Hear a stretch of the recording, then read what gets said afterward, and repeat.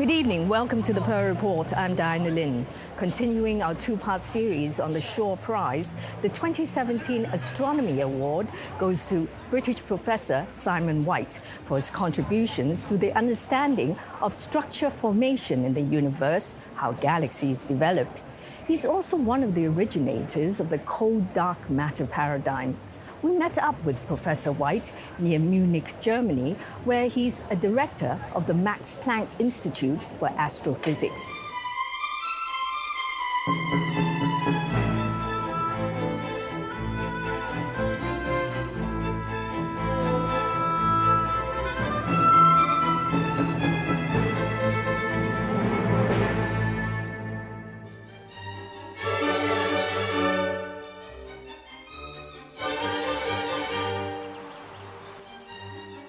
Simon White first observed the sky on a mountain telescope in Chile.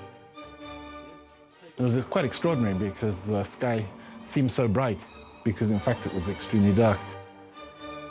You really sort of feel how small we are, and you begin to feel there is some kind of connection between what we do and something which is much bigger out there. Simon was born in Kent, but grew up in Cornwall, England. My mother was a housekeeper, and I never knew my father. We were living in a very rural place. I was mostly interested in the flowers and the birds and walking around and learning stuff. The local county psychologist arranged for me to go to a boarding school in Sussex. I became interested in science and languages and mathematics, and also, for a while, I played the violin. He won a scholarship to study applied maths at Cambridge University. It's a natural consistency in mathematics, which I enjoy. Mathematics is how you understand the wonders of space. He obtained his master's in astrophysics in Toronto, but fascinated about a PhD in maths or astronomy back at Cambridge. The applied maths department was in the basement in the center of town. It was a rather unpleasant place. The Astronomy Institute was outside town in a new building, much pleasanter, so I decided to go into astrophysics. To study how structure in the universe develops in time, you have to understand whether your mathematical model really can describe the phenomena you see. And so computers came to take a major role in this. He researched what constitutes dark matter that fills most of the universe. I thought the way to do this was to try and understand how galaxies and galaxy clusters formed. I set up a calculation inside the computer, which was a spherical region in the uniform universe, which was expanding. And then as the calculation evolved, it became lumpier and lumpier, and all these lumps eventually fell back together to make a single cluster of galaxies. And what we learned from this is how inhomogeneous this structure formation process was. His simulations were later proven by pictures from the Einstein X-ray Observatory. This was, from my point of view, was lucky. Simon was a postdoc, researcher, and professor in Britain, the US, and France. He and colleagues became the first to disprove an idea dark matter comprised of pure elementary particles called neutrinos. We started looking at a family of particles called cold dark matter, which have different initial conditions coming out of the Big Bang and the neutrinos. In many simulations published in the 1980s, they eventually demonstrated relatively convincingly that many aspects of the real galaxy distribution could be understood from cold dark matter. It was still quite controversial because, after all, we were claiming that most of the matter in the universe is in the form of elementary particle that's never been seen in any accelerator and is not required. Their simulations also revealed dark matter halos surrounding space objects. We discovered all the dark matter halos, although they all form in different ways around different objects, they nevertheless all have a similar structure, and that you can describe this in a very simple way. Now it's called the Navarro-Frank-White profile. In 2005, Simon and colleagues started a very large simulation known as Millennium. To model the formation of the whole population of galaxies inside individual simulations of the dark matter distribution. It turned out the distribution of the galaxies inside the simulated universe was actually very close to the distribution of galaxies in the real universe. He really can see very deeply into things. He has an incredible memory. He can really cite commas of some of his papers. If you go to him and ask him questions, He has, with 99% certainty, always an answer. He's very smart, so a brilliant person. Simon works still is the backbone of a lot of the things we're doing today. He's such a critical mind that he can formulate important questions even in fields that might not directly relate to his daily work. If life develops naturally, then there could be present in many environments throughout the universe that look like the Earth. I study space because I'm interested to understand how our universe evolved, quite independent of the question of life. In 1994, Simon moved to Munich and became a director at the Max Planck Institute. I felt close to European culture, so I wanted to come back to Europe. Simon's astrophysicist wife, Guinevere Kaufmann, is also a director here. He was her PhD supervisor at Cambridge.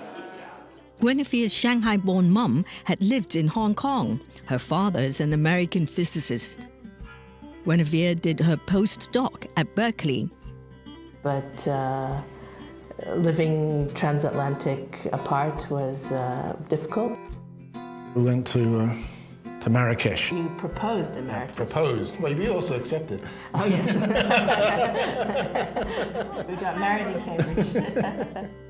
I think excellence and ultimate commitment, yeah, that's what Simon taught me.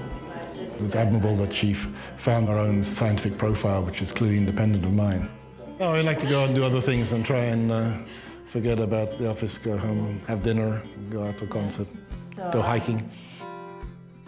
When son Jonathan was born in 1996, they installed a computer in our basement where I could log on here, and that was life-saving.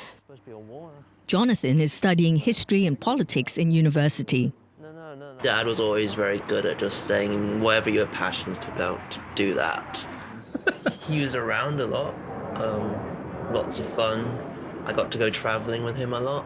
What I picked up from my dad most was a love for reading and a natural curiosity about the world. Simon speaks several European languages. When I was an undergraduate, I spent about 2 or 3 summers actually traveling around Europe, going to museums. I got particularly interested in Renaissance art from Holland and Belgium. It's important to be honest when you're doing science about what it does explain and particularly about what it does not explain. By now I have about 500 published papers. I have over 100,000 citations at this point. I stop formally being a director in 2 years' time, but I don't expect to stop doing astronomy.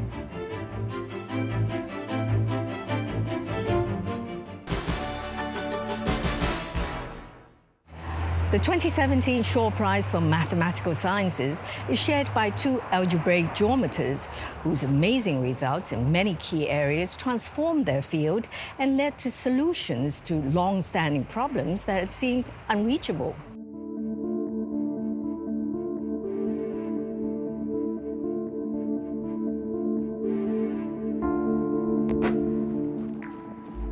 I am Claire Voisin, I am a mathematician. I like in math everything that I don't like in life. That is, you are extremely free, there is no hierarchy. You have to dream, you have to imagine, you have to be curious. Then I discovered algebraic geometry, which is an extremely beautiful theoretical body, a world where I can enter and I am totally fully involved. In 2016, Claire became the first female mathematician and chair of algebraic geometry at Collège de France. Claire's PhD thesis was on Hodge theory. So really many deep things to be done with the Hodge structures. The Hodge decomposition theorem tells us that when we know our variety as an algebraic variety or as a complex manifold equipped with a Kähler metric, we have a decomposition of this Betti cohomology. It's not with Z coefficient. I prove that this theorem is not true anymore. For some compact Kähler manifolds, starting from dimension 4, I look at the possible Hodge structures, and I show that none of them correspond to a complex projective variety. She's like the incarnation of Hodge theory in France and largely abroad, one of the greatest mathematicians of our time, to my opinion. Claire spent 30 years at the CNRS, National Center for Scientific Research in Paris, making vital discoveries. In projective algebraic varieties, in the case of surfaces, it is a dimension 2. Kodaira says that any compact Kähler surface is a deformation of projective surface. What I proved result is not true in a higher dimension. There exist compact Kähler manifolds in any dimension of at least 4, which cannot be obtained from complex projective manifold just by this deformation process, because there are topological obstructions to that. She's, I think, one of the best, probably the best specialist of the interaction between Kähler geometry and Hodge theories. The green conjecture predicts if you know all the minimal degrees that you get here, you are able to compute CZGs. Claire's theorem on green was proved in 2 parts. First one between 2001 and 05. I proved that green conjecture for CZGs of canonical curves is true for generic curves. You have all these curves which are here. Maybe you have to remove a number of subvarieties, but the result will be true for all curves which lie in this big open set. In 2015, Claire proved there are unirational but non-stably rational varieties with a trivial unramified cohomology. I use this notion of decomposition of the diagonal, which is a necessary condition for stable rationality, and I proved that it behaves very well. It gives many new invariants to study that problem. The conjecture is almost completely solved now, thanks to her. Claire is very good at having new ideas more people can work with. She always has been a role model for us. Her main contribution is not to just work in a single discipline, but to have a broad vision. She likes good wines, she likes music. I mean, she's very serious, but she can be relaxed also. In 1982, Claire was writing her PhD thesis when she met Jean-Michel Caron, a math researcher, in a ballroom. Love at the first sight. Oh, very nice. Was it for you also? Love at first sight? Possibly, yes. Because she is beautiful. I was very impressed by her intellect. He was extremely civilized, extremely polite. Did you think he was handsome? Yes, of course. Yes. Very quickly, he organized a travel to Florence, in Italy. He had a culture of ancient art, which was impressive. At that time, she was painting, and I liked very much her work. We got married in '84, and we are very happy. I don't think I had a very happy childhood. Claire's parents were in their 40s when she was born in Ile-de-France, the 10th of 12 children. We, as small children, we were obviously totally unimportant. I had a very dark view of the existence when I met Jean-Michel, and I would never have imagined that my life would be so extraordinary, full of love, full of life. Et regarde là, il y a plein de bébés. Regarde, Marie. I discovered childhood growing up my own children. 5 kids within 10 years and now a grandchild. You know, mathematics, you never stop thinking.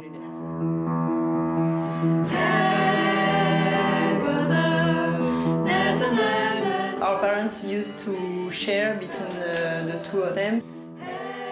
I was working in the morning and Jean-Michel was working in the afternoon. During Sunday, we gathered at 5 to see the movie, and then we had a dinner together. And we read in our parents' room all together. We found a great pleasure doing things together. I made this one. This one.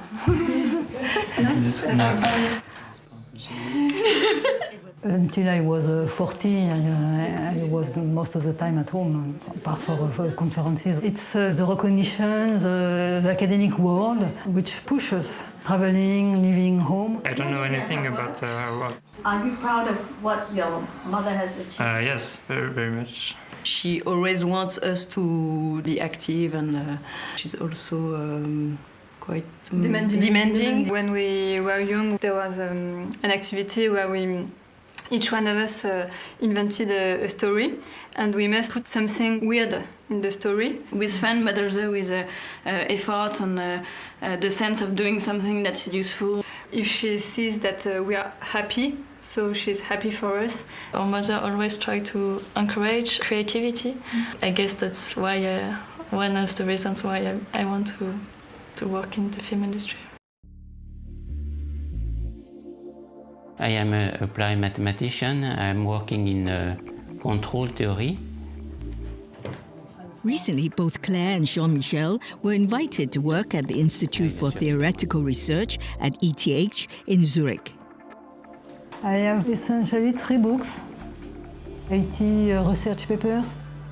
The questions that I like the most are those where I have absolutely no idea at the beginning how to do questions where we have no tools. But how the ideas come, it's always a mystery. When Janos Kalar flies into Hong Kong for the Shaw Prize ceremony, he'll likely look up at the roof of the passenger terminal. He told us, among the images of buildings and structures he's seen in Hong Kong, he finds the roof here the most interesting. When he looks at the roof, he sees patterns of elliptical lines.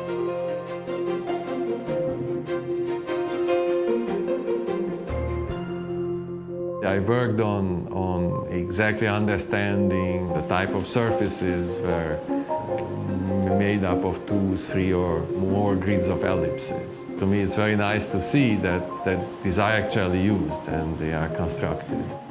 At the airport, he doesn't think this roof design is simply decorative. I believe it is structural. Janos has been in the math department at Princeton University for 18 years. Before that, he spent a dozen years at the University of Utah. He's always been fascinated by shapes and the relationship between algebra and geometry. We try to understand geometry using algebra and try to understand algebra using geometry. I'm especially interested in the cases where the shape is very sensitive to small changes of the numbers. Like the lemniscate of Bernoulli. X to the 4 plus 2x squared y squared plus y to the 4 equals x squared minus y squared. So it looks like a nice figure 8. It goes around and it comes back here and back, okay? Now, a small change in the equation. What happens if I add it to it a plus 0.1? Turns out I get something that hugs the figure 8 from the inside. So I get something like this, and I also get the same thing at the other side. This is very close to the figure 8, but instead of being made out of just one piece of metal, it's suddenly made out of 2 pieces. And the blue lines don't intersect. What happens if I subtract 0.1 from it? Well, then I again get something that will hug the figure 8, but this time it will hug it from the outside. So that means you get something that looks like this. So again, you say it's a figure 8. It doesn't have this part where it intersects. You can think of it as a circle where you're trying to bring the top and the bottom together.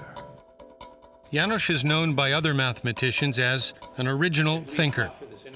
This idea of what he calls rationally connected varieties, which he wrote a whole book about, that was really a brand new insight. The overall subject of when varieties are rational or unirational goes back, at this point, 150 years. But this was a really new approach to it. There was his work with Maury early on minimal models, classification of three-dimensional varieties. And he disproved a very long-standing conjecture of John Nash, who both won a Nobel Prize in economics and a Arbel Prize. It really built on the earlier work that he had done with Maury. He used everything they'd developed in 3 dimensions to then plug in and disprove this long-standing open conjecture. As a grad student, Stanford's Ravi Vakil attended a János lecture. His ideas were really simple. He didn't complicate things, he simplified things, but he was talking about such subtle things that you had to pay attention to every word and the 10 or 15 words that were behind every word. Even before I started graduate school, he was the greatest algebraic geometer of the field, and he still is. He's, on one hand, seen as kind of an unstoppable machine, technically. He's mentally stronger than others, and then there's a hill to go around. He will just go right through it, but he also has finesse as well. As a graduate student at Brandeis University, János met his future wife, Jennifer, who is also now a mathematician at Princeton. If I'm in the same room when he's working, then I can't think about anything else because it looks like something is going to explode over there. And this can go on for quite a while. It's like an illness that occasionally you have these attacks. I'm attacked by mathematics, and then for 3 weeks I'm ill. I mean, it's not a good analogy because I enjoyed it, yeah. So and I think it's very useful at the end. János is the only member of his family in North America.